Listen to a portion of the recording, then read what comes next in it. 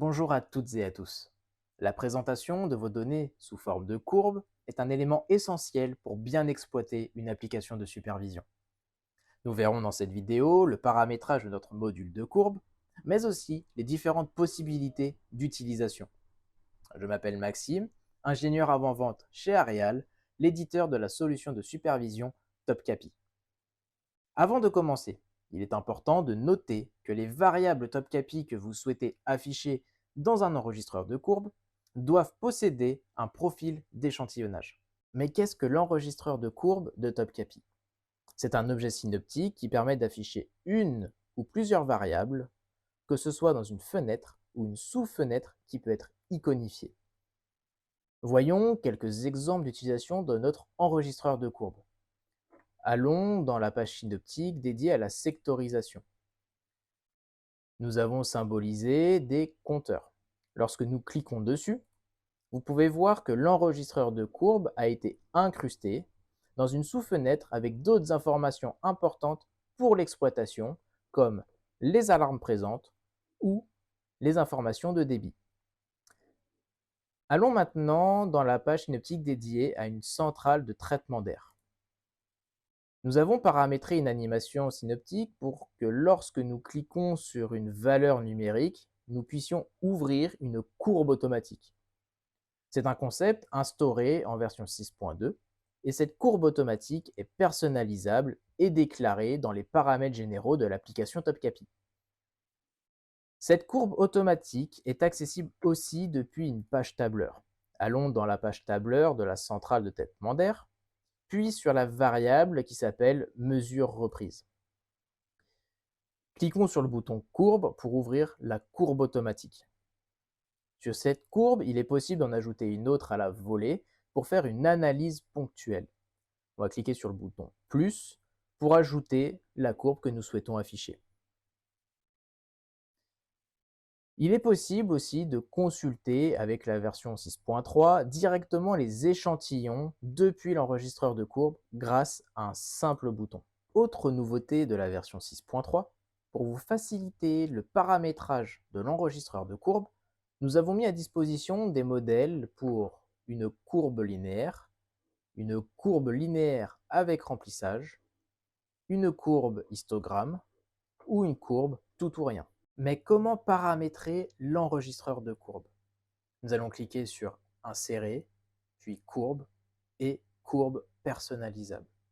Nous cliquons dans le synoptique pour l'instancier, puis nous allons l'agrandir pour en faciliter l'exploitation.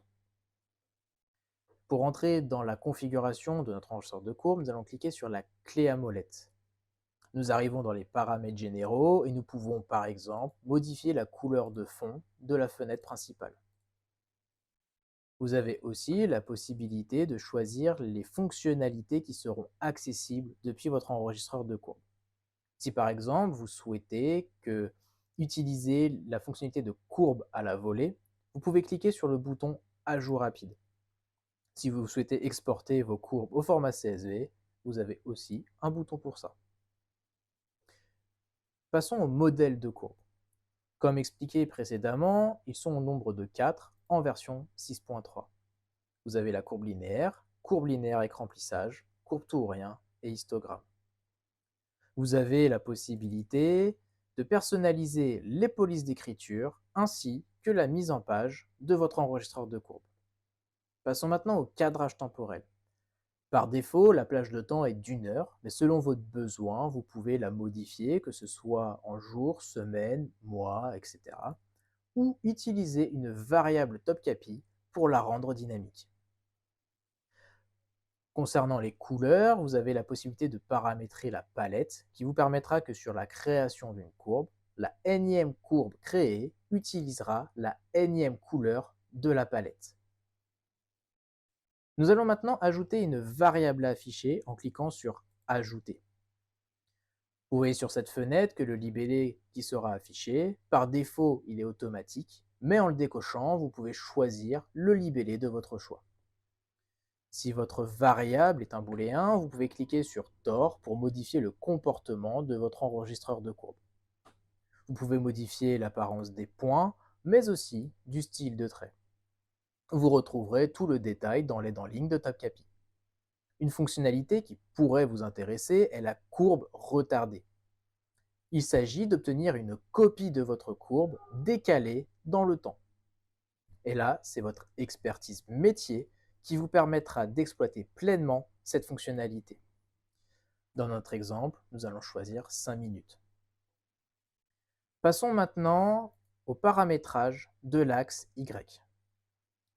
Nous allons choisir la variable à afficher, donc dans notre cas, le volume d'eau brute en entrée. Et dans cette fenêtre, deux champs méritent notre attention. La plage totale, si vous souhaitez qu'une courbe ne s'affiche que sur la moitié de votre enregistreur, vous mettrez la plage totale à 50%. Et l'origine décalée, parce qu'il peut arriver que deux courbes se superposent. En renseignant l'origine décalée, vous avez la possibilité de remonter graphiquement une des deux courbes. Nous cliquons sur OK. Nous allons rajouter une autre variable pour vous montrer une autre fonctionnalité de l'enregistreur de courbe. Nous cliquons sur Ajouter et nous allons choisir la variable qui nous intéresse. Sur cette variable, nous allons lui appliquer une fonction de calcul sur données échantillonnées. Vous retrouverez bien évidemment toutes les fonctions de calcul sur données échantillonnées dans l'aide en ligne de TopCapi. Nous appuyons sur OK, puis nous passons en exploitation pour pouvoir visualiser nos deux courbes. Vous remarquez bien notre première courbe qui est ici et la seconde avec la fonction de calcul sur données échantillonnées ici. Dans la vue générale, vous remarquez qu'en haut à droite, nous pouvons maintenant afficher la courbe retardée. Notre variable principale varie de 0 à 100 m3. Admettons que nous voulons voir graphiquement lorsque la variable passe au-dessus de 95 m3. Pour cela, nous allons configurer un seuil. Nous retournons dans l'interface de paramétrage. Dans notre première variable, nous allons aller dans Seuil et cartouche pour définir une droite horizontale sur laquelle nous allons mettre l'opacité à 0 pour le fond et mettre notre valeur à 95. Nous cliquons sur OK, puis nous retournons en exploitation pour voir le résultat.